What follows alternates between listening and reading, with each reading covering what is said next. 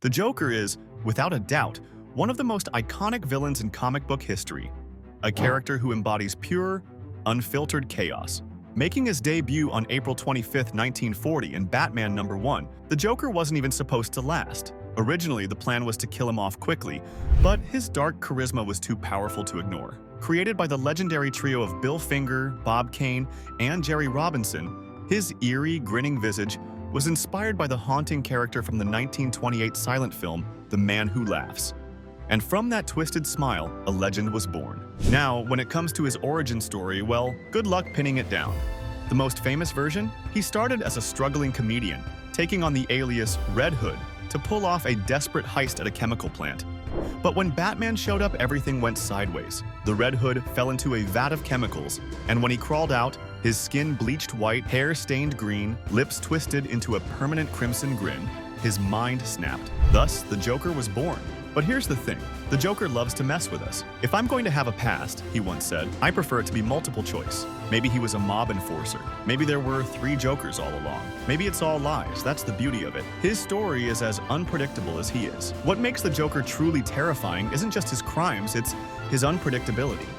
One minute he's pulling off deadly pranks with Joker venom, the next he's orchestrating complex, sadistic schemes that push Batman to his absolute limits. He's paralyzed Barbara Gordon, murdered Jason Todd, and plunged Gotham into chaos more times than we can count.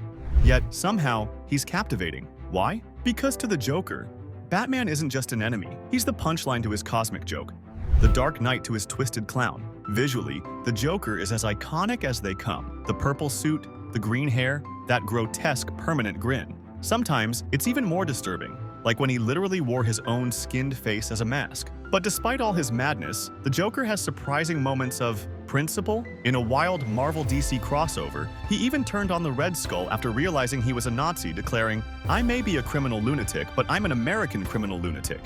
That's the Joker for you, equal parts horrifying and weirdly principled in his own twisted way. At the end of the day, the Joker isn't just Batman's greatest villain, he's a force of nature.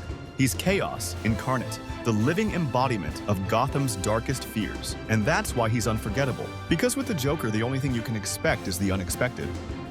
Bane was born into a life of darkness and despair on the island of Santa Prisca. His father's crimes sentenced not just himself, but his own son, to a lifetime behind bars in the hellish prison known as Pena Duro.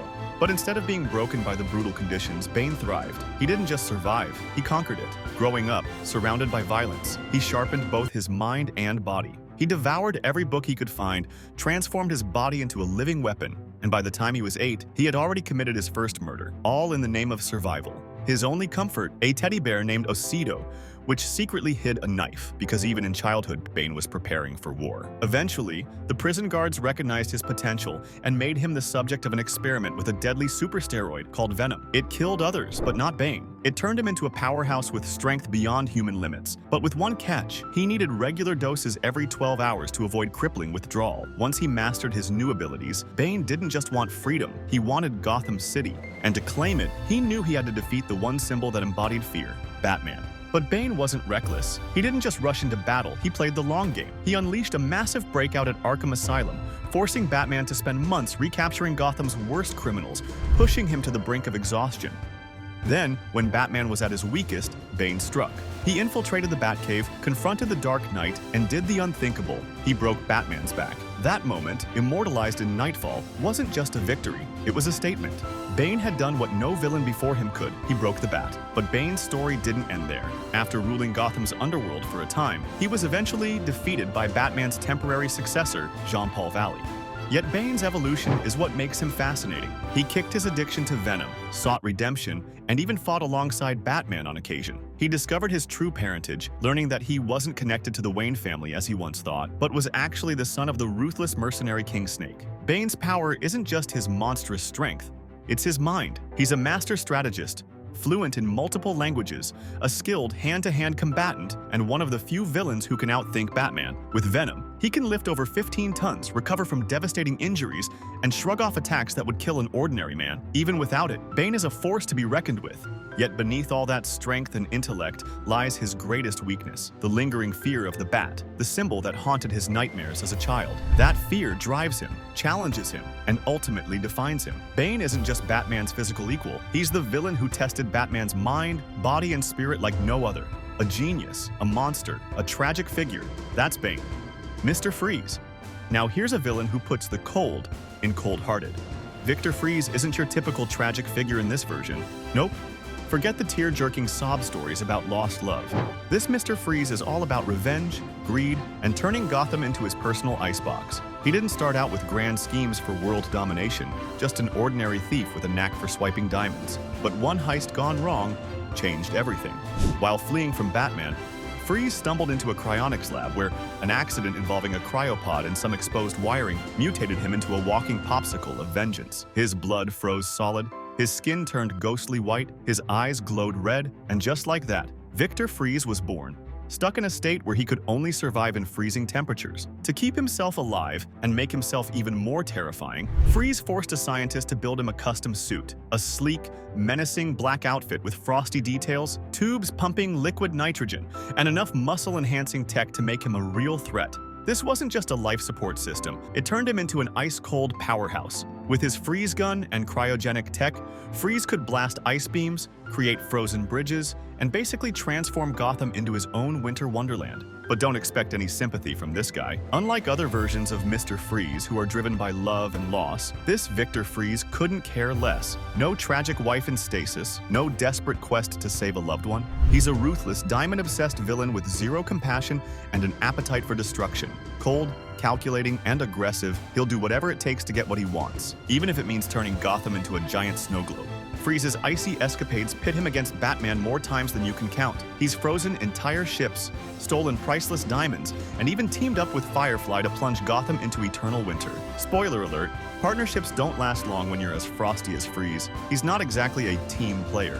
In one unforgettable showdown, Freeze races the Penguin to find hidden treasure under the sea.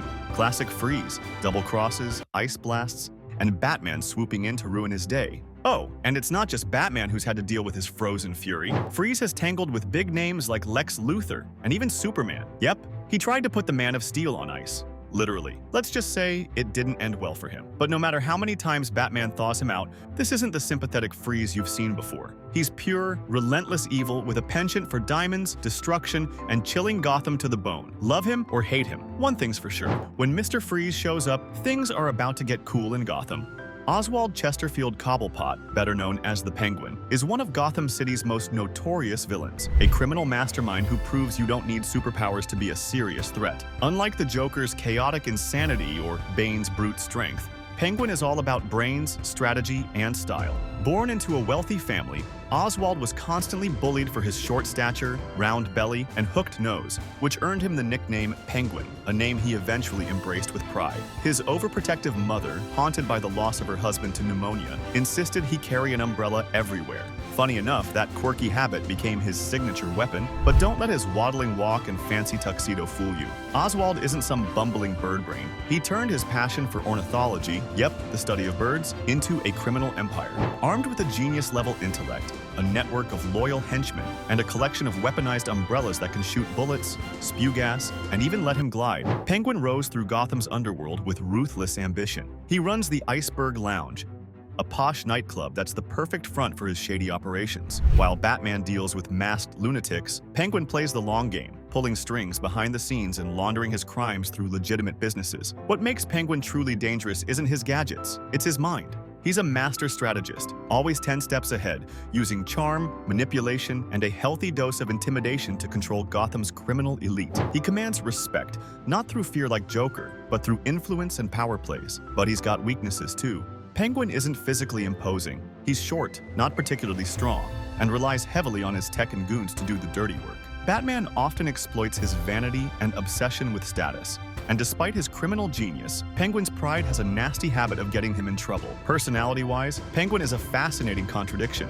He's refined, cultured, always decked out in a tuxedo, top hat, and monocle, sipping fine wine like Gotham's version of a mob boss. But underneath that polished exterior is a ruthless cutthroat villain who will do anything to get what he wants. He's not as chaotic as the Joker or as monstrous as Killer Croc, but make no mistake, Penguin is just as deadly. Whether he's plotting from the shadows, pulling strings in Gotham's elite circles, or unleashing an army of goons armed with trick umbrellas, Penguin proves that brains can be just as lethal as brawn. So, next time you're in Gotham, keep an eye out. You never know when this bird will strike. Harvey Dent, better known as Two-Face, is one of Gotham's most complex and tragic villains, a man torn between light and darkness. Once the city's shining star, Harvey was Gotham's youngest and most promising district attorney. He was charismatic, sharp, and genuinely dedicated to justice, often working alongside Batman to clean up the city's criminal underbelly. But fate had a twisted sense of irony. During a courtroom trial, mob boss Sal Maroni hurled acid at Harvey's face, scarring one side horrifically. But the real damage wasn't just physical. The acid fractured his psyche, giving birth to Two-Face. Two-Face isn't just a man with a scarred face. He's an embodiment of duality. Good versus evil, justice versus vengeance. That's his whole deal. His iconic two-headed coin reflects this obsession. One side pristine, representing the idealistic Harvey Dent, and the other charred, mirroring the monstrous Two-Face. Every major decision he makes hinges on a flip of that coin. Heads, he shows mercy. Tails, chaos reigns. It's not just a gimmick, it's the core of his identity, a constant tug of war between who he was and who he's become. Harvey's tragic fall didn't start with the acid, though. Growing up, he endured an abusive father, which left deep mental scars and contributed to his struggle with dissociative identity disorder. Despite this, Harvey rose to prominence through sheer determination and intellect. He was nicknamed Apollo for his striking looks and charm, earning admiration as both a legal powerhouse and a symbol of hope for Gotham. But beneath that polished exterior was a fragile man fighting to keep his darker impulses at bay. The acid didn't create Two-Face. It unleashed him. As a villain, Two-Face's crimes are often theatrical, centered around the number 2. Robbing 2 banks at once? Classic. Kidnapping people in pairs? Yep, that's him. His obsession with symmetry and duality makes him both predictable and terrifyingly methodical. His appearance, a face split between handsome and hideous, tailored suits contrasting light and dark, and twin pistols at his side, visually embodies the battle raging within him. Despite lacking superhuman abilities, Two-Face is a formidable adversary. His legal background makes him a master strategist, and he's a brilliant tactician with a mind for criminal organization. Thanks to his time working alongside Batman, he's even picked up some detective skills and combat training. Plus, he's an expert marksman, deadly accurate with any firearm. But his greatest strength is also his weakness, the coin. That small token dictates his every move, limiting his choices and making him vulnerable when fate flips against him. Attempts to fix Harvey, whether through surgery or psychological therapy, rarely stick. Even when his scars are healed, the darkness within remains. The tragedy of Two-Face is that Harvey Dent never fully disappears. There's always a flicker of the man he used to be, buried under the rage and obsession. That's what makes him one of Batman's most haunting foes. He's not a monster born from madness. He's a man who tried to be a hero and lost his way. And deep down, Batman isn't just fighting Two-Face. He's fighting to save what's left of Harvey Dent. Pamela Isley, better known as Poison Ivy, is Gotham City's deadly eco-terrorist with a green thumb and a mission that's as beautiful as it is brutal, saving the planet from humanity's destruction. First, sprouting onto the scene in Batman number 181, Ivy's not your typical villain. She's a brilliant botanist turned metahuman, wielding mutant plants, mind-controlling pheromones, and toxic kisses as her weapons of choice. Her love for the environment runs deep, deeper than her ties to humanity, and she's willing to cross every line, break every law, and leave a trail of vines and bodies to protect her beloved greenery. Before she became Gotham's floral femme fatale, Pamela Isley was a promising scientist with a bright future. That all changed when her mentor, Dr. Mark Legrand, betrayed her during a heist involving ancient, mystical herbs. He poisoned her to cover his tracks, but instead of dying, Pamela transformed. She developed an immunity to toxins, poisons, and diseases, and her connection to plant life grew stronger. Literally. This was the birth of Poison Ivy. No longer bound by human laws, fueled by a singular devotion to the green, and ready to make humanity pay for its crimes against nature. Ivy's debut in Gotham made it clear she wasn't like the other female villains of her time. She stole the spotlight from characters like Tiger Moth, Silken Spider, and Dragonfly, cementing herself as Gotham's ultimate seductress and environmental avenger. Even Batman wasn't immune to her charms, though his legendary willpower kept him from falling completely under her spell. But Ivy's allure isn't just in her looks, it's in her power to manipulate anyone, man, woman, hero, or villain, with nothing more than a glance, a touch, or a deadly kiss. Beneath that seductive exterior, however, is a cold, ruthless sociopath. Ivy doesn't just love plants, she lives for them. They're her children, her family, her world, and she'll kill without hesitation to protect them. But there's one person who can melt Ivy's icy heart: Harley Quinn. Their relationship is one of the most fascinating dynamics in Gotham's criminal underworld, shifting between best friends, partners in crime, and full-blown lovers. While Ivy is manipulative and emotionally guarded, she genuinely cares for Harley, often acting as her moral compass and urging her to break free from the Joker's toxic grip. Harley's chaotic, unpredictable energy softens Ivy's hardened edges, revealing glimpses of the humanity she claims to have left behind. When it comes to abilities, Poison Ivy is no joke. Thanks to the toxins in her bloodstream, her kiss can kill or control almost anyone. She's immune to every poison known to man, including the Joker's infamous venom.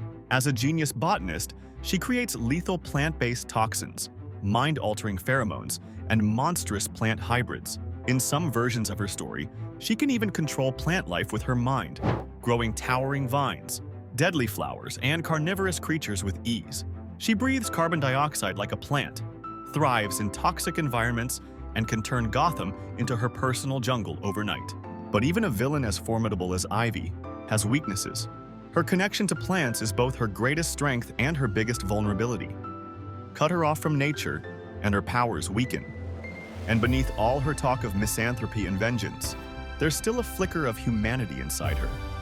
It shows when her plans spiral out of control, when she hesitates to hurt those she cares about, or when Harley's laughter breaks through her icy demeanor.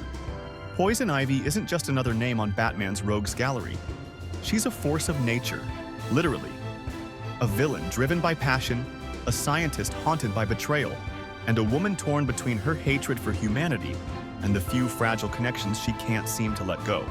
Whether she's manipulating Gotham's elite, sparring with the Dark Knight, or fighting side by side with Harley Quinn, Poison Ivy always leaves a lasting impression, one that's as captivating as it is deadly. Dr. Jonathan Crane, better known as Scarecrow, isn't just another villain terrorizing Gotham. He's the embodiment of fear itself. Created by Bill Finger and Bob Kane, Scarecrow first crept onto the scene in World's Finest Comics #3 back in 1941, inspired by none other than Ichabod Crane from The Legend of Sleepy Hollow. With his gangly frame, stitched-up mask, and eerie Scarecrow persona, he's easily one of Batman's creepiest and most psychologically disturbing adversaries. But here's the kicker. Jonathan Crane didn't start off as a villain. He was once a brilliant psychology professor obsessed with the study of fear. The problem? His methods were more than a little unethical. In one infamous classroom stunt, he fired a gun into the ceiling just to observe his students' reactions. Yeah, not exactly the best way to earn tenure. Unsurprisingly, this little experiment got him fired. Ostracized and ridiculed by his peers, Crane's bitterness festered. But instead of wallowing, he leaned into his obsession, turning Gotham into his personal fear laboratory. Donning his signature Scarecrow costume, he traded academic prestige for criminal notoriety, using fear as both his weapon and his playground. In his early days, Scarecrow's look was simple: a tattered hat, trench coat, and a creepy burlap mask. He even packed a Tommy gun for good measure. But as he evolved, Crane ditched the firearms and leaned fully into what truly set him apart: his mind. Enter the fear toxin, a nightmare-inducing chemical cocktail that turns your deepest, darkest fears into vivid, paralyzing hallucinations. This stuff is no joke. At its strongest, it can cause heart attacks, drive victims into permanent psychosis, or reduce the bravest souls to trembling wrecks. Even Batman, Mr. Fearless himself, has fallen victim to Scarecrow's toxin more than once. And if Scarecrow's targeting Superman? No problem. Just lace the toxin with a little kryptonite. And even the Man of Steel isn't safe. Scarecrow delivers his fear toxin in all sorts of sinister ways: skull-shaped sprayers, gas-emitting capsules, even aerosol bombs hidden in his gloves. But Crane's arsenal doesn't stop there.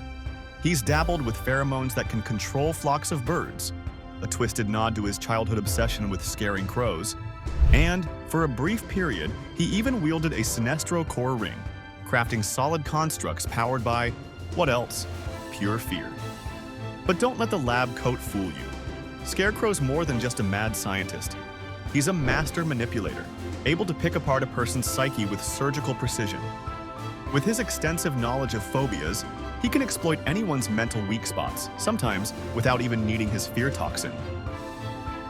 His weaponized words are just as dangerous as his chemicals. And if things get physical, Crane's lanky build lends itself to a fighting style he calls violent dancing, inspired by, you guessed it, Ichabod Crane's awkward, jittery movements. Plus, he's pretty handy with a scythe or pitchfork when things get really intense. For all his strengths, though, Scarecrow has one glaring weakness: his obsession with fear. It consumes him, driving every decision he makes. Ironically, the man who claims to master fear isn't immune to it himself. As a child, Crane was terrified of crows after a vicious attack in his family's aviary.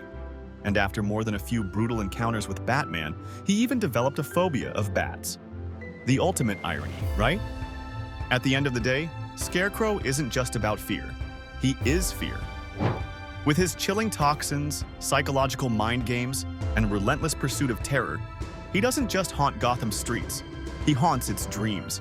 And trust me, once Scarecrow gets inside your head, there's no getting him out. Edward Nygma, better known as the Riddler, is Gotham's green-clad mastermind of puzzles, obsessed with riddles, mind games, and outsmarting the Dark Knight. First appearing in Detective Comics issue 140 in 1948, the Riddler quickly cemented himself as one of Batman's most intellectually challenging foes. Unlike Gotham's brute force villains, Edward's weapon isn't strength, it's his razor-sharp mind, always scheming, always questioning, and always leaving a cryptic trail of clues behind. Edward's obsession with riddles began in childhood, fueled by a troubled upbringing. His father, envious of Edward's natural intelligence, constantly accused him of cheating and even beat him for being too clever. Desperate to prove his worth, Edward developed an unhealthy fixation on puzzles, where truth was absolute and cleverness was rewarded. This obsession grew into an all-consuming madness, pushing him down a dark path. As a young man, he worked at a crooked carnival, rigging puzzle games to scam customers. But that wasn't enough for Edward. He craved a challenge worthy of his intellect, so, donning his signature green suit adorned with question marks, he reinvented himself as the Riddler, a criminal genius whose crimes were as much about the puzzle as the payoff. What makes the Riddler truly dangerous isn't just his love for riddles, it's his need to prove he's the smartest person in the room. Every heist, every crime, every elaborate death trap is a twisted chess game with Batman as his ultimate opponent. His riddles aren't just clues, they're invitations, daring the Dark Knight to catch him. And sometimes they're warnings of the chaos to come. His crimes are never random. They're meticulously planned, often featuring mind-bending puzzles, rigged games, and complex traps designed to test Gotham's greatest detective. Edward's arsenal isn't limited to wordplay. He's a skilled engineer and tech genius, crafting gadgets like his infamous question mark-shaped cane. It's not just for show. This tricked-out cane can deliver electric shocks, bypass security systems, and even project holograms. He's also known to use explosive puzzle pieces, rope guns, and a variety of booby traps that turn his riddles into lethal games. Assisting him are his loyal henchwomen, Query and Echo, who help execute his schemes with precision. Despite his brilliance, Edward's greatest strength, his mind, is also his biggest weakness. His obsession with proving his superiority forces him to leave clues behind, practically begging Batman to solve his riddles. His ego is his Achilles heel. No matter how flawless his plan, he can't resist the urge to flaunt his genius. It's this overconfidence that often leads to his downfall. At the end of the day, Edward Nygma isn't just a villain. He's an enigma Batman can never fully solve. His elaborate puzzles, theatrical flair, and relentless need to be recognized make him one of Gotham's most fascinating adversaries. So here's the riddle. If the Riddler is always one step ahead, why does he always end up behind bars? Let us know what you think in the comments below.